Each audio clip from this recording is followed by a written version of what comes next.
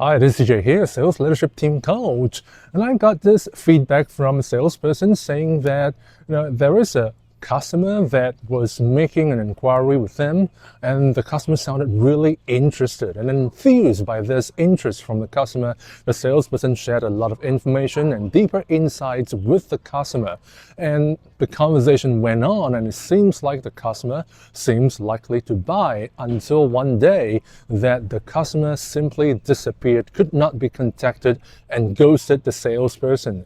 And later on, the salesperson found out that the customer actually has got some other buyer in mind, and they were just looking for an alternative pricing, alternative solution, features, just for comparison. They don't really want to buy from that salesperson friend that I have. And I'm sure that if you have been in sales long enough, you probably have encountered similar situations. Customer comes to you really interested, only to take you as the second quote, asking a lot of questions, but eventually taking you as the comparison quote to something that they already have in mind. So how do you spot the situation and how do you deal with it? So the first thing is to, if you got customers asking you a lot of detailed questions, listen to what they say. Are they just making a description of the requirements that sounds like specs written by someone else or written in some brochure somewhere?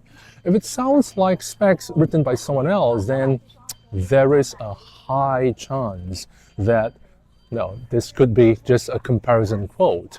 On the other hand, you may want to ask them questions as into what kinds of outcomes are they expecting. If they want something, they give you a list of description. Ask them, by having these set of descriptions and these features, what is the outcomes that you want to achieve, and what makes you want to achieve these outcomes? Are there certain aspects that you want to improve upon? Some situations that are problems that you want to resolve? What is it that you want to get to? Now, serious customers tend to have a clearer idea of the kinds of outcomes that they want to achieve, the improvements that they want to have, or the problems or challenges that they want to resolve. The less serious ones tend to go about in just giving you the description. You may also want to request to speak with more stakeholders, not just the people giving you the request, but maybe some of the users, some of the people that you may want to make a connection internally, someone closer to the key decision maker or the economic buyer. And if you find that the customer is asking a lot of questions and you don't feel comfortable giving them a quote just yet, you can give them a conceptual idea of what you can do and how you do it, and leave the critical information or details without giving that customer. You may even want to leave out price, even though the customer was asking for your price.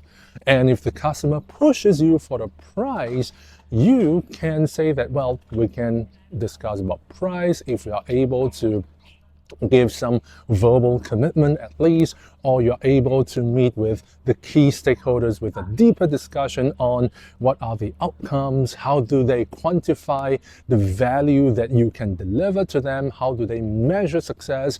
And when you feel it's really comfortable, it's really good, then we can always discuss price, right? So it's not easy to spot situations like this.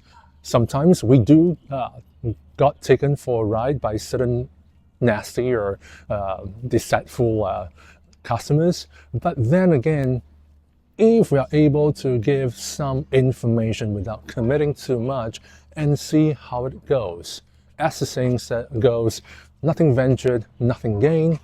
You may want to just take a step backwards and see how real is the inquiry and make your choices of moving forward. You don't have to overcommit yourself. You don't have to undersell yourself either. And if it doesn't happen, it doesn't happen. Learn from the experience. Don't have to feel bad about it, and move on to the next customer. It's 1 minute for you. Hope it helps.